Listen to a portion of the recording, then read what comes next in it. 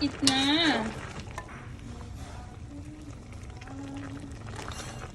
Kain na tayo. Dahil Alright, ayan. In-advance ko naman. Kain na tayo.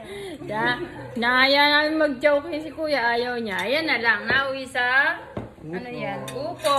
Nagluto na lang ako ng upo. Masarap ang may sabaw. Yes. Kaya tayo kumain na. Tara kain. Yan. Kumain na tayo. Kumain natin ang ating sabaw. Goma. Yan ang ating upo. Upo to nakita ko. Spray mo na. Yes. Ano masasabi? Alright, ayan. Alright.